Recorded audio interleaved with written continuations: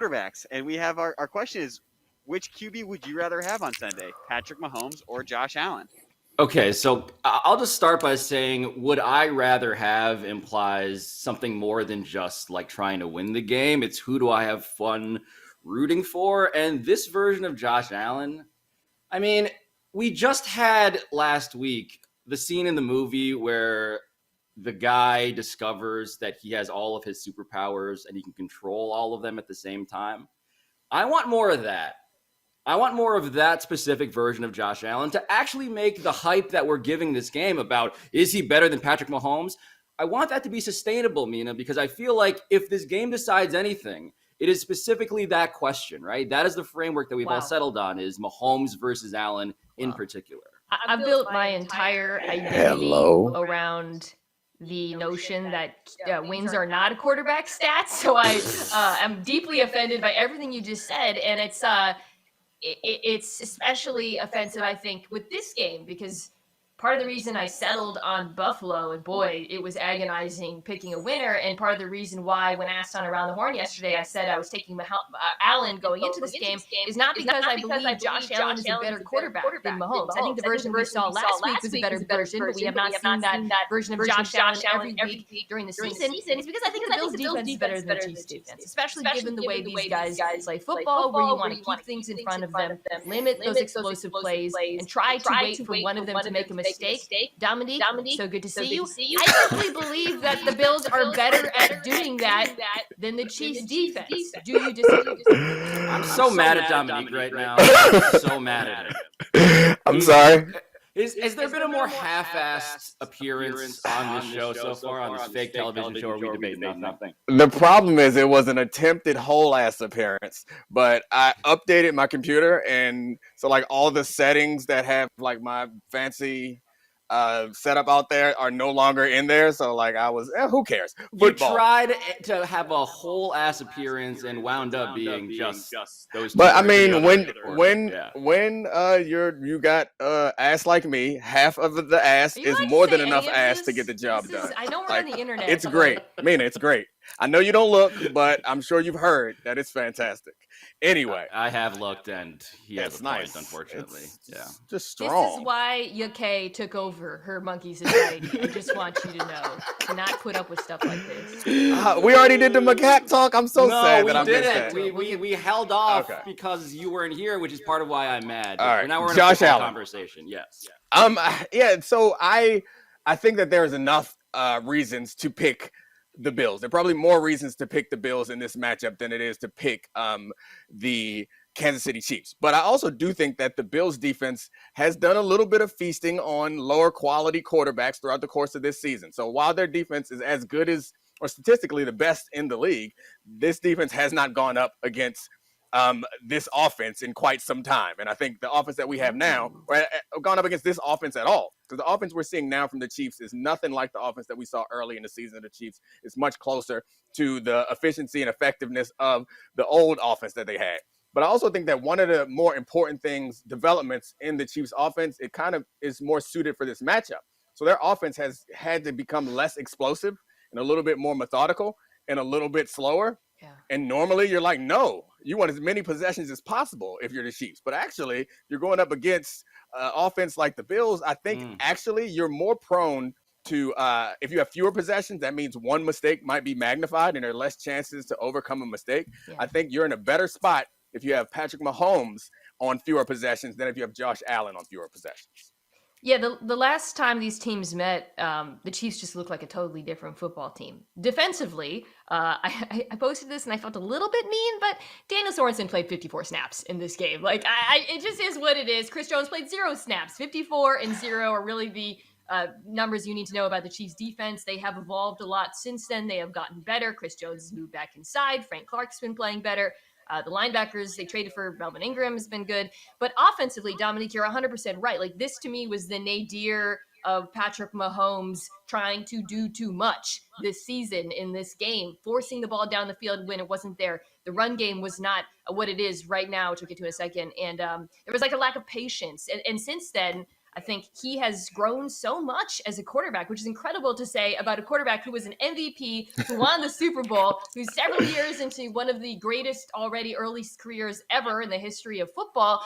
But he does look like significantly better than he did at this point in the season. He is patient. He waits for the explosive opportunities instead of forcing them. And I agree with you. I think for the Chiefs to win this game, they don't need those deep shots. They do need to do what he has shown a willingness to do in the playoffs, which is play patiently. Zenith. I just have to say the word zenith whenever someone says nadir. It just feels like I'm obliged to do that. The zenith, though, of the Bills' defense against the Chiefs, Alabama put down this card that I actually do want your guys' opinion on because it points out that in week 5 they ran 2 high safeties 87% of the time. Domonique's already pooping his head sarcastically. So what is the state of the union on the 2 high safeties thing? Like, is that applicable to this week? Has that made as much sense as its sort of size in the word cloud of NFL discourse has suggested it would? Dominique, you can talk. I saw a stat somewhere. You put your hand up. I thought that meant you had something spicy to go with. So I'll feel until you get your stat. I do think that the 2 high safety thing has been much overplayed, and the idea that they can't beat 2 high safety is kind of to me a bit farcical, but it has helped Patrick Mahomes evolve into this more patient quarterback that we're seeing right now. Did I filibuster enough for this killer stat? I think this was from The Athletic. I hope I'm citing it correctly. I think it was Shil Kapadia. But since week 12, Patrick Mahomes has averaged 0.27 EPA, expected points added per play against 2 high safeties, which is amongst the best, maybe the best in the NFL. That is a lot. He has been dominant. And what also just grabs me so much watching this Chiefs team last week, he was incredible throwing the ball down the field as well against the Steelers. But what really impressed me was how good the Chiefs' run game looked. Like, this is probably, I don't know if it's the best run blocking unit in the NFL, but they are up there. Jerick McKinnon looked incredible. They were running every kind of concept, too, against Pittsburgh. Granted, a terrible run defense. And I continue to believe we will see that in this game. Like what you're seeing right there, which is the Bills playing all that too high. If they do that against Kansas City, this version of the Chiefs will run happily. Patrick Mahomes will take what's available to him underneath. I think he is a different quarterback from the guy we saw in week 5. And I know I just said at the beginning that I was leading Buffalo, but that's why I think this is going to be close. Yeah, I think the red zone is going to be the answer to all the questions that we have. And unfortunately, red zone is sometimes more correlated with luck than anything else. And should the Chiefs lose in the red zone, and Andy Reid runs the cute plays, we're going to have to deal with people complaining about how cute Andy Reid got when it's not necessarily the problem, because so many uncute red zone plays don't work. So why do we get mad when somebody tries something frisky? It confuses me. Wait, so for people who aren't familiar with the cuteness scale that you're describing here, give us some of the points along that spectrum, right? I mean, it's shovel passes. They did all of it last week. Yeah, shovel passes, throws to offensive linemen, left-handed tosses, underhand tosses, old-fashioned wing tee style plays. You remember when they did the 4 tops? They did the 4 tops. Oh, the dance. They all spun. I get it. If it doesn't work, it's a problem. But then think of the alternative. They are. Most teams struggle in the red zone because it's much more difficult for offense down there because they don't have the threat of the deep ball, so they can sit on all your routes and there's not as much room. So yeah, do something cute every now and then, because running up the middle is not going to work. Throwing a fade rarely works. It just doesn't bother me nearly as much as it bothers everyone else. Yelling at someone to be cute is also why that macaque revolted, by the way.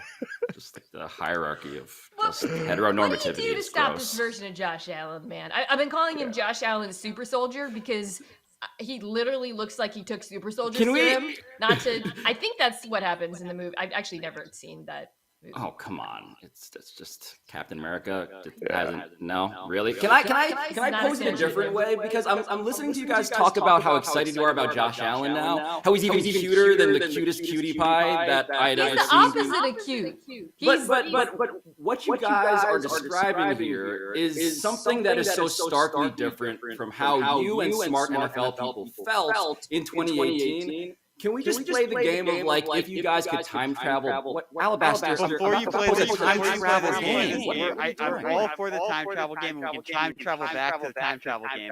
But I need you guys to refresh your VMix. Everyone but Mina. This is good. We're getting an echo when you guys are talking, and I'm not sure if it's coming out of Domonique's computer or Pablo's computer. It's definitely my computer. It's definitely my computer. Give the people. We are known to be a high-quality broadcast. Yeah. And we need to give them that high quality. I feel standing terrible. in front of a bulletin board with Post-its with a single headphone. I think it's pretty obvious who's I'm the messing problem. this up. I'm the problem. I mean, All right, I'm gonna refresh now. Hold on. To talk Pablo about, refreshing. I'm going to filibuster about Josh Allen and how devastating he's become.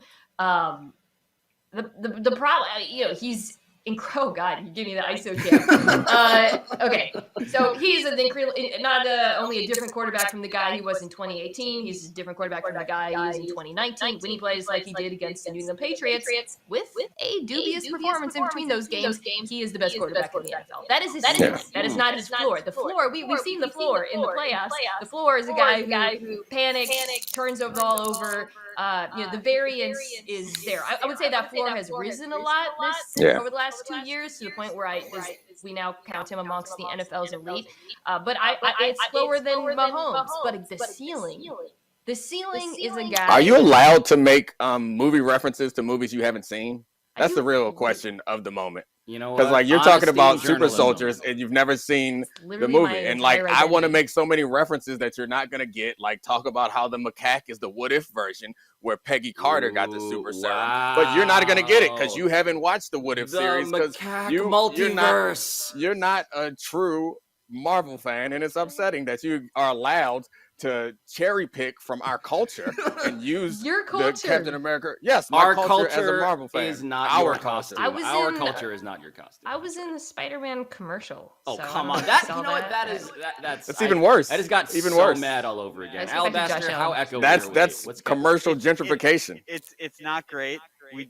Domonique, we need to make sure that audio is just coming out into your earphones. I'm just gonna hang up. I'll be done. No, I'm good. stay. I want to talk about all these matchups. You can't leave me with Pablo. Leave Pablo. I'm about to do a time travel thing.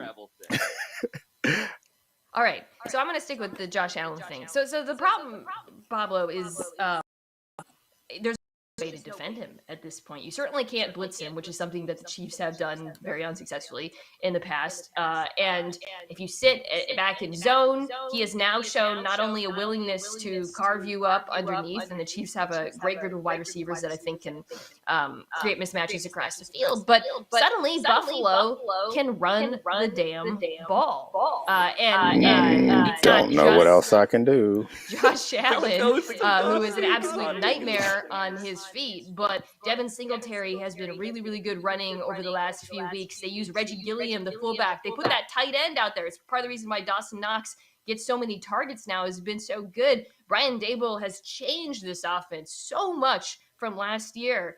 They have evolved in response to how defenses are playing them. They have answers for every look they get, which is why they failed in the playoffs last year, because they didn't have those answers, and now they do. You can play man, you can play zone, you can give them light boxes, you can go heavy boxes. It doesn't matter. Buffalo has a changeup, and that's why this team is so scary. Is what makes this team so special. It's like there's only one person that you need to keep healthy. There's only one person that you need. You don't have to bring in a new personnel grouping. You don't have to run some new fancy alignment. You don't need to make sure someone is extra taped. Josh Allen can do all the things that you need to do, and that's a really nice luxury to have, which is why I said last week the only chance that the Patriots had was to confuse him. Yeah. Like you have to confuse him, because if he knows and Brian Daboll knows how you're going to attack them, they have an answer to it, because Josh Allen is Hawkeye. He has all the arrows in his quiver. Love that Every show. arrow Such you a good need. show. I love every Seinfeld. episode. You didn't watch Part Filipino. It does. I do like how your defensive strategy for how to stop Josh Allen is kind of like what you're supposed to do if there's a grizzly bear approaching you and you're about to die. And it's just like try to confuse him. I don't know. You have a jacket, spin that jacket around, like just start yelling like a crazy person, like punch yourself. Can you start punching yourself to scare the bear? Like, is that a thing? How do you intimidate a grizzly? Well, Ron McGill always said to just say, "Hey, bear." Well, the thing is, bear. there's the black bear, which you can supposedly ward off, and the grizzly bear, where the only advice is sort of like get down on the ground and get into the fetal position so that you can guard your organs, which is kind of what you're describing with Josh Allen. Like just give up and roll around and hope that he's confused enough to go away. Sharks are the ones who punch in the nose, right? Yeah. What about macaques? How do you defend yourself against? It's Queensberry rules. So man. who's the you shark? You gotta go old school boxing with them. Who's the shark in this postseason? Which quarterback is the one you actually have to punch in the nose? Meaning, like maybe you blitz. I don't know. I think the answer to the question is always going to be Jimmy Garoppolo, because we're talking about this from a scenario where the quarterback can be flustered. Yeah. So yes, if there's a move, the answer is Jimmy G. Can I do the very quick? Those sharks have really tiny brains. They do. They do have really tiny brains. Dolphins, though, have enormous brains. Yeah, sea mammals. They are very smart and a lot like us. Can I play the very quick version of the time travel game in which I hold you guys accountable for your Josh Allen takes? Because now you guys are raving so enthusiastically, and I agree with you. We're celebrating. I just want to know if you were to show up in 2018 and you had the ability to whisper something into your younger self's ear. What would you tell them about Josh Allen? Shh! Shut up! Stop it now is what I would tell my younger self. I would say dial it down. At the time, I was just trying to entertain Dan Le Batard most of the time, so I was just got to be an extra.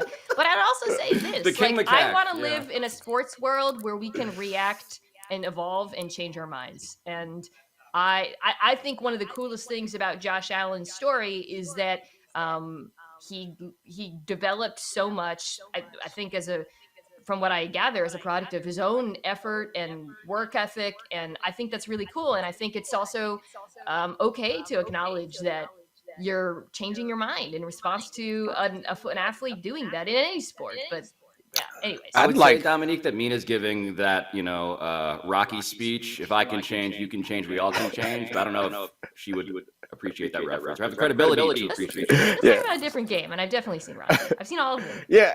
Josh Allen made the most absurd leap in the histoy of professional sports. Different game? Like, no one has ever done that. Did Alabaster fall asleep? No, Domonique is on mute. Domonique, we're going to need you to check your text Hello. messages. There he is. Your headphones are muted there. Sorry to the audience. We'll move on to our next game. We're going to figure out Dominique's technical difficulties ASAP. Our next question. Do you think Kyle Shanahan can scheme up a way for the 49ers to beat the Packers? Yes. Mina has leaned into her microphone and is grinning at me. So Mina, I'm guessing the answer. Well, I want to start by saying I picked the Packers in this one. I tried to talk myself into the Niners. I think the Niners have a ton of matchup advantages. But then the part of my brain that remembers it's Jimmy Garoppolo versus Aaron Rodgers, pardon me. I realized I just didn't say, I said wins are not a quarterback stat, but I cannot pick that man over that man. It's just as simple as that. But that all said, on offense, I absolutely think San Francisco can move the ball against this team. And I understand they're getting guys back. Gary Alexander did play in week 3 when these teams met, but they're getting Zadarius Smith back, Whitney Merciless back. Russell Douglas has emerged as, a great cornerback for them. Devontae Gamble is fantastic, but this is not a great defense. It's been covered up a little bit because they were winning games down the stretch and they got the 1 seed, but they really collapsed in the back half of the season. They are terrible at defending the run, and I'll be curious to see if they make any adjustments to do so. They Domonique run a lot of those fronts with just one linebacker, the aforementioned Devondre Campbell. If they do that, Kyle Shanahan will murder them. Deebo Samuel, you can get into this, was not used as a running back the first time these teams played. No defense has figured out a way to stop that. I just don't have a lot of faith in this Packers defense. I'm picking the Packers because Aaron Rodgers, but I don't think the defense will be able to stop them. Yeah, aside from that, I think you're right about all of that stuff, but I also think that the short week matters, and the flight home matters, and the fact that last week's game wasn't a cupcake blowout. Like, it was a physical battle where they bludgeoned the Cowboys. And last week, Aaron Rodgers and the Packers were home, probably reading some very bad books and reading them and making us believe that he pretending that they did, just getting healthy, getting ready for this game, which I think is the advantage to me that matters most, because the way that the 49ers win this game is with a physical running attack, and they can't be nearly as physical as they want to be coming off of that game. So I'm still leaning towards the fact that they will not pull away from the Packers no matter what. And if they don't pull away from the Packers, then we're looking at fourth quarter drives. And then it comes down to Mina's very astute, although simple analysis.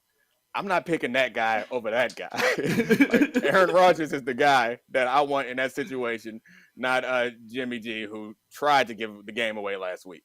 Well, can I ask you guys a wrinkle about this question, though? Because the scheming thing, and I am a Shanna stan through osmosis by talking to you guys mostly, but let's say Aaron Rodgers does go up big, right? Let's say the Packers get a lead. How does that scheme and that strategy, how does that change if that's the case?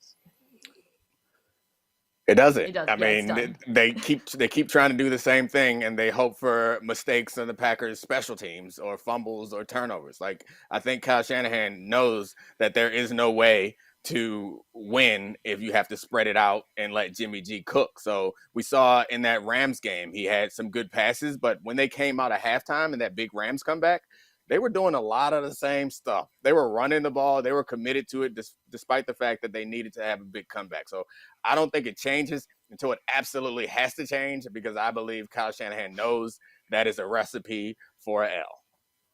You know, on the other side of the ball, I am curious to see if Rodgers struggles at all against this Niners four-man rush. So Nick Bosa is playing. And that to me has been the other massive development of the season. You know, I talked about the Niners offense and how they changed post Deebo Samuel becoming they call him a wide back. But the Niners pass rush might be the best left in the playoffs. Stop it. And Pablo, stop it. Stop it. You know what? I'm sorry. I can't stop thinking about Domonique's butt now. You know, this is the way the show has got. All it's right. not wide, it's thick. Is there a thick back? I think the thick back is AJ Dillon in this one, though. So you got a wide back check. and yeah. I mean, like in the NBA, it's Kyle Lowry, obviously. Like, you know, we know that. Mina was saying important things. Yeah, well, Domonique, Rodgers, his production drops precipitously when he's under pressure. He is rarely under pressure, mostly because of his own abilities and fact that he gets the ball out so quickly and he's so good at reading defenses, and this is a very good schemed up offense. But all of that said, if the Niners pass rush looks anything like they did against Dallas, this could be interesting. That's true. And I think, just to clarify the stat that you were bringing up, it's not only that Aaron Rodgers is worse against pressure, because everyone's worse against pressure. Aaron Rodgers is worse relative to other quarterbacks against pressure. It's not the normal drop. So, like, he's the best quarterback in the league when not under pressure. And I think, Mina, you texted me that he's the 26th or 26th best quarterback in QBR, in the league. 29th in completion percentage over expectation, which is a next-gen stat that basically looks at how many passes should be completed and whether a quarterback exceeds that or falls below. 29th is really bad.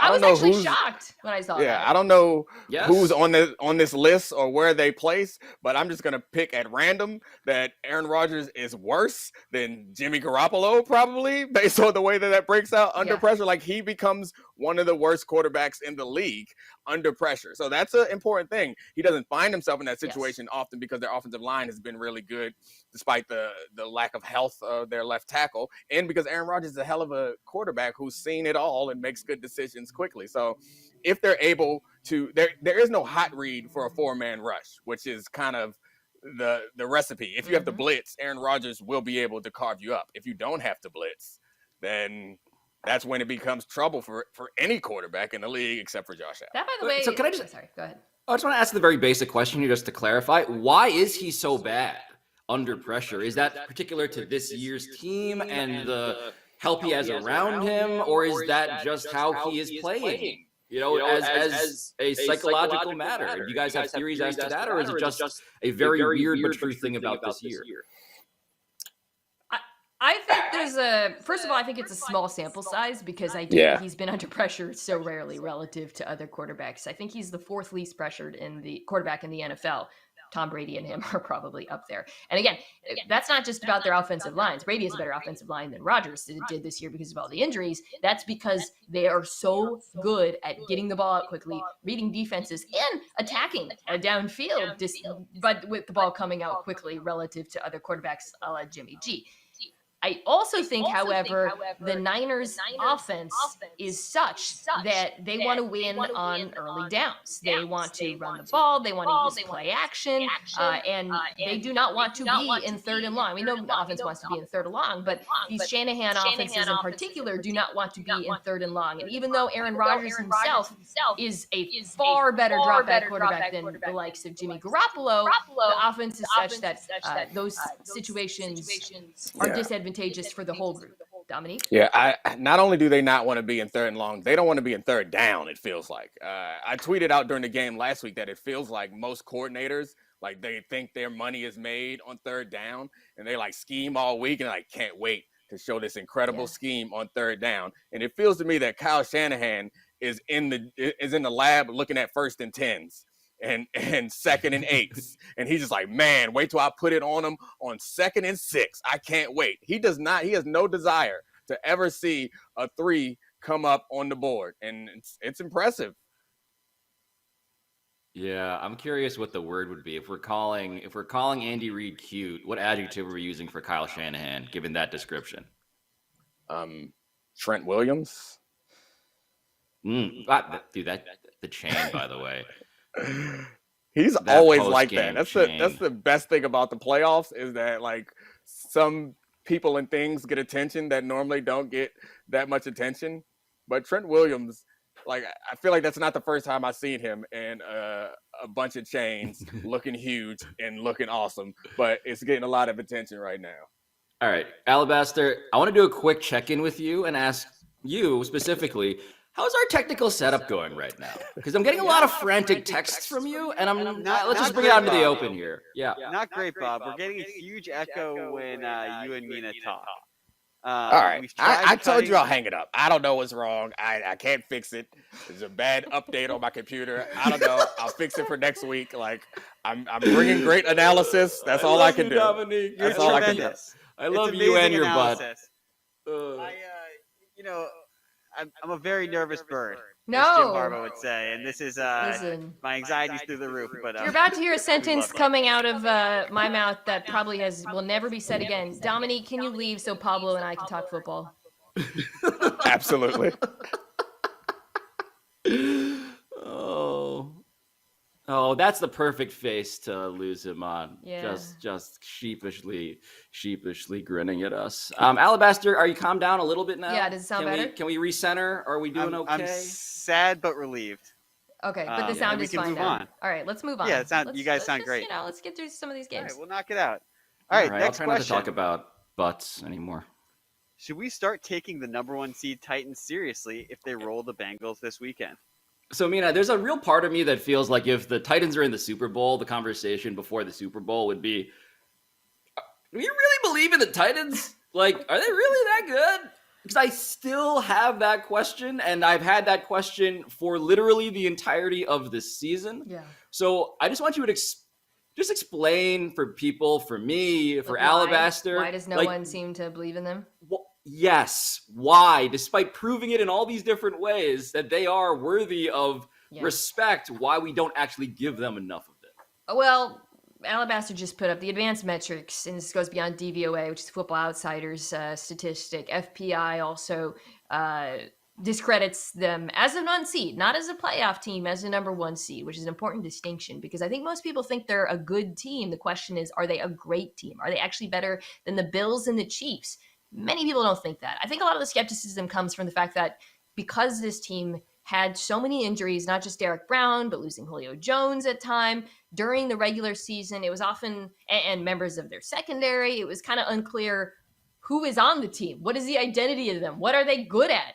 But now everybody is back, and I can tell you with confidence what they are good at, which is this is an incredibly aggressive play-action passing team. They've also, by the way, been good at running the ball even without Derrick Henry. They have a very good 4-man rush with Jeffrey Simmons, Bud Dupree, Danico Autry, and Harold Landry, which is massive in the postseason because I think something you'll hear as we talk about all these games is you can't blitz most of these quarterbacks. You can't blitz Joe Burrow. You will get punished. So I think there are stars on this Titans team. I'm back. Why is Domonique back?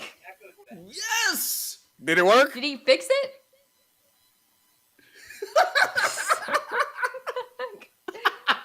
I'm back. Back like Derrick Henry?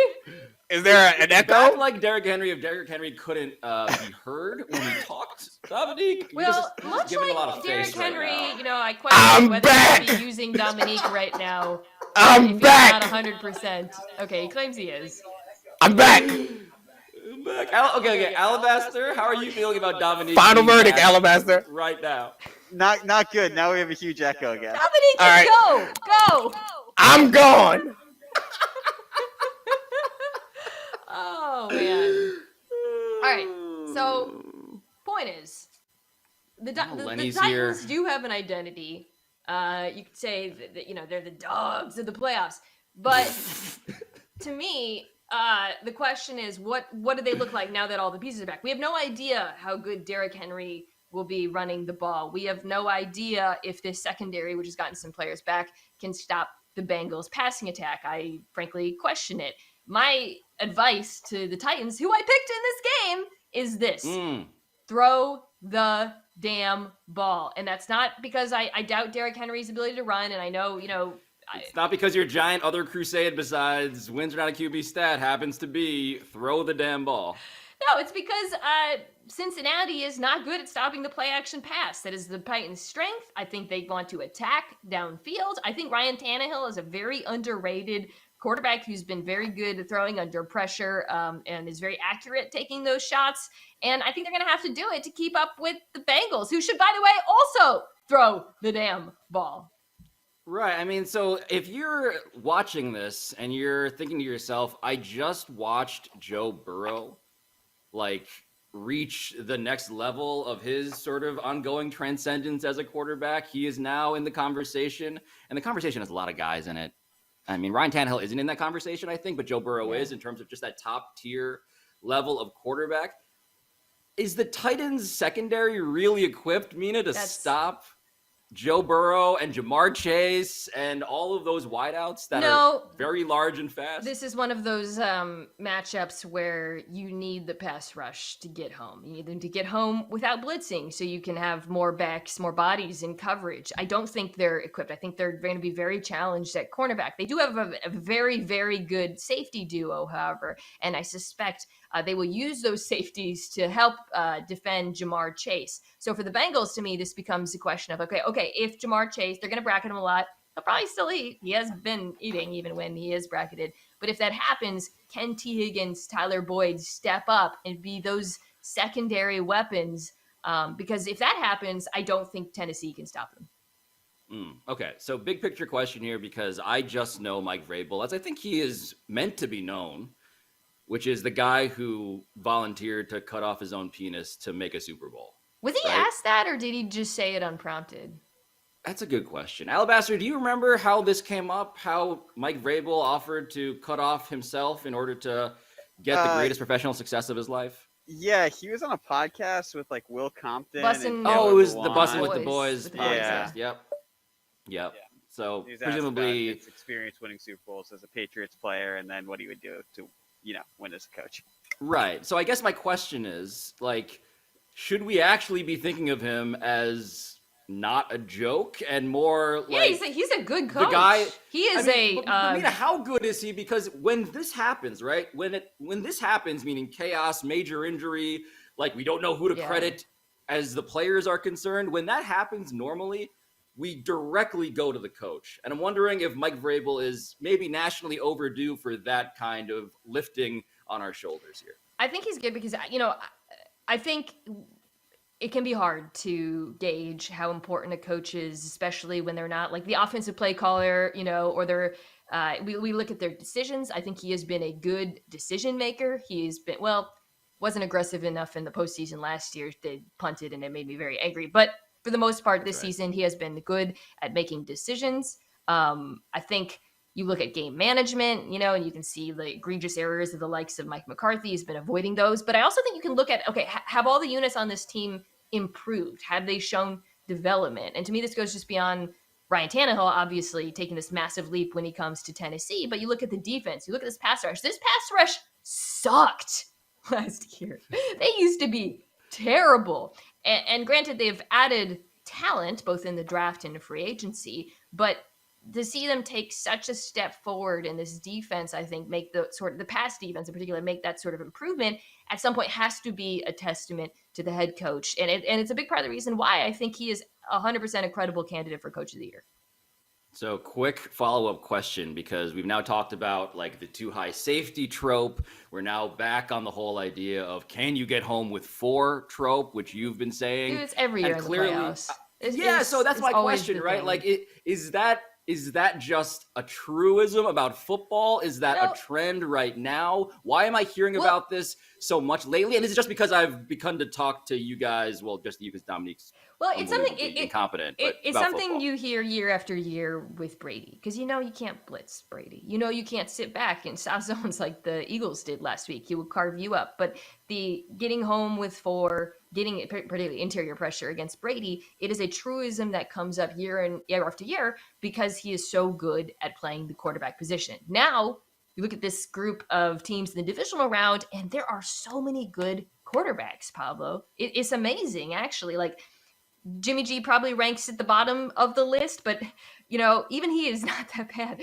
And it really does feel like maybe outside of Justin Herbert, Wilson, Jackson, when he was healthy, we got the best quarterbacks in the playoffs, and they are so good against the blitz. I suspect if you actually ranked all of the quarterbacks against the blitz this season, most of them are still alive in the playoffs. Most of these offenses you cannot blitz, and that makes for some really interesting coaching decisions, because you've got defenses in like Tampa, the blitzingest defense in the NFL, the Chiefs, who have been known to blitz aggressively. They tried that against Joe Burrow and were punished for it last time these teams played. And these coordinators have to make decisions about how to play these very good quarterbacks so that they don't punish them for their aggression. Yeah, it does feel like we're now in the part of the playoffs that feels like one of those superhero movies that you have not seen, where all the famous rich actors are here to just dress in tights and spandex and be very famous and handsome and impressive. Alabaster. I've seen all the superhero movies, so that's right. All right, we got one more game to talk about, guys.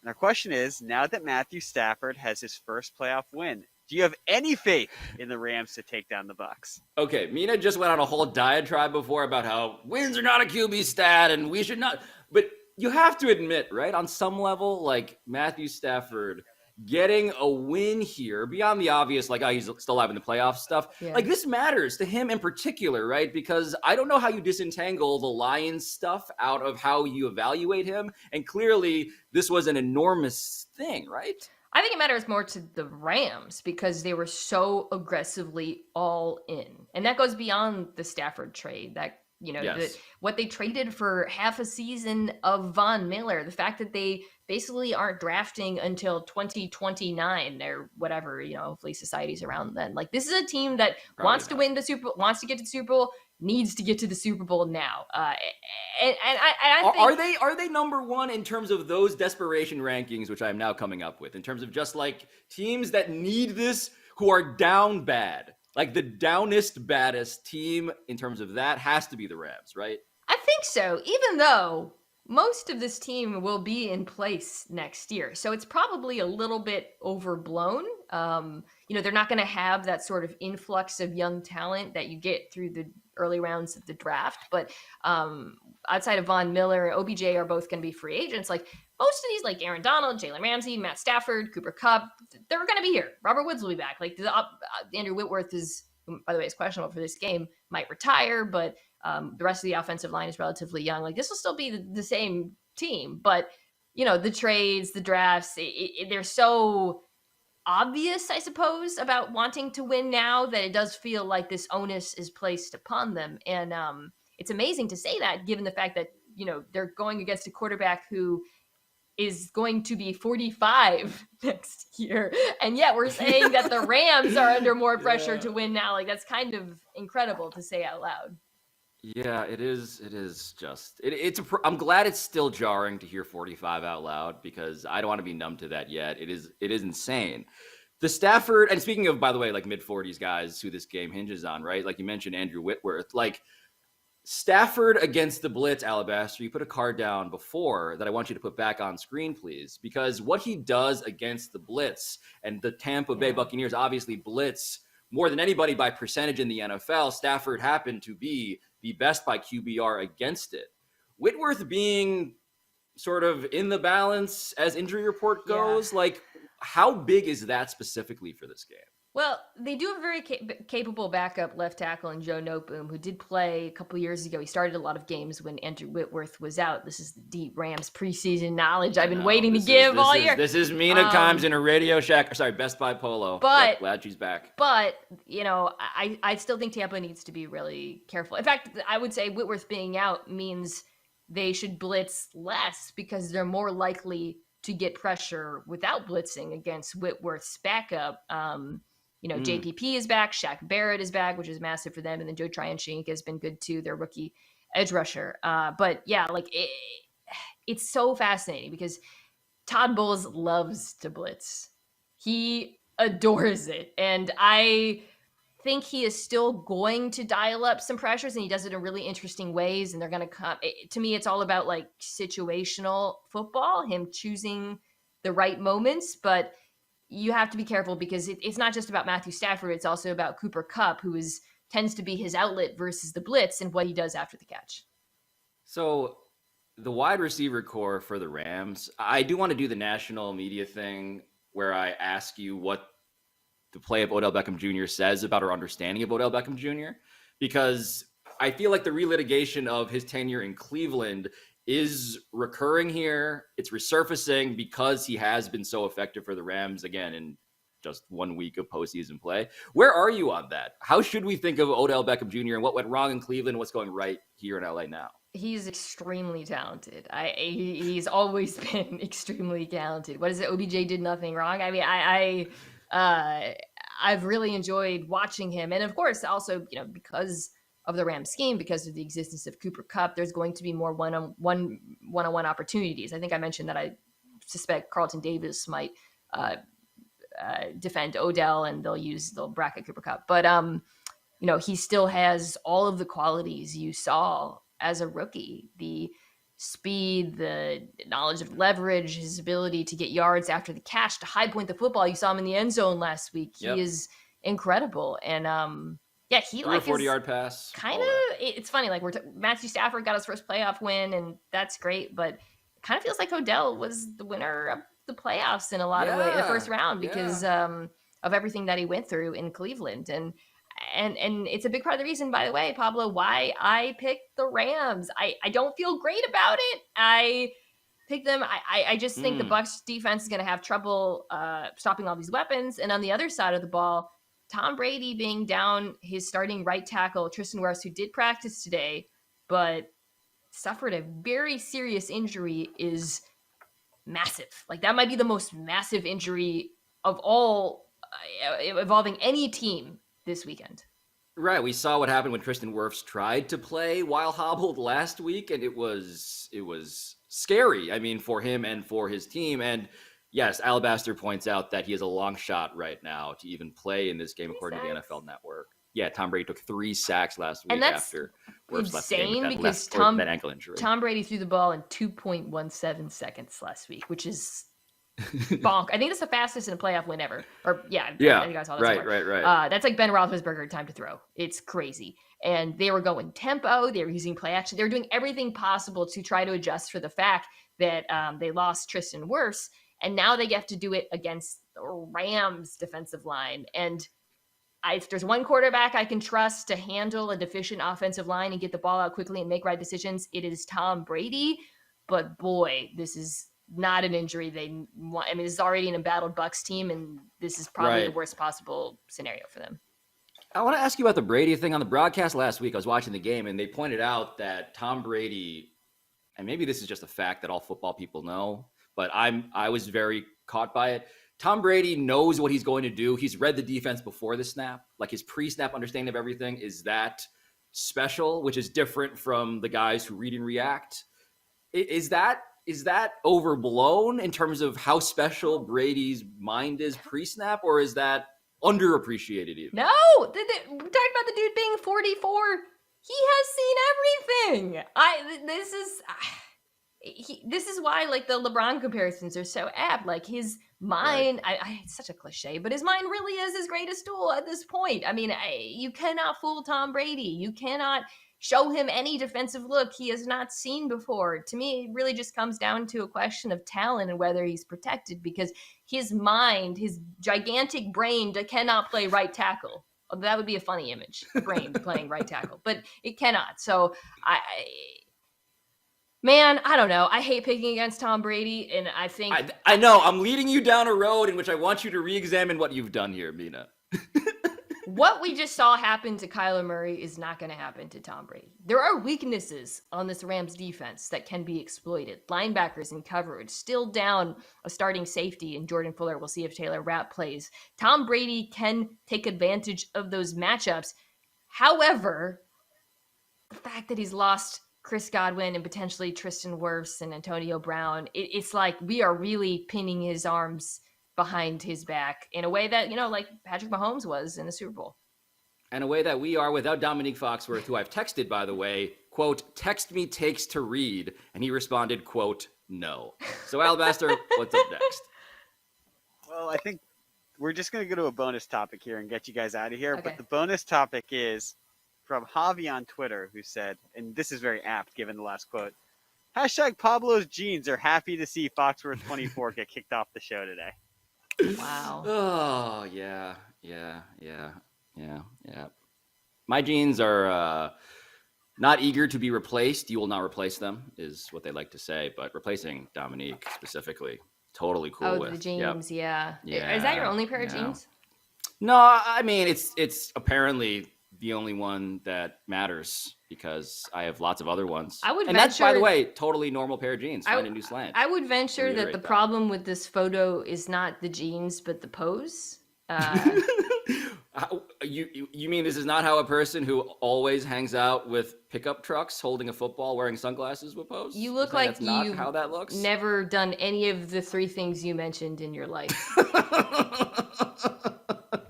You also kind of look like you're like posing for a Tinder photo and misrepresenting your identity.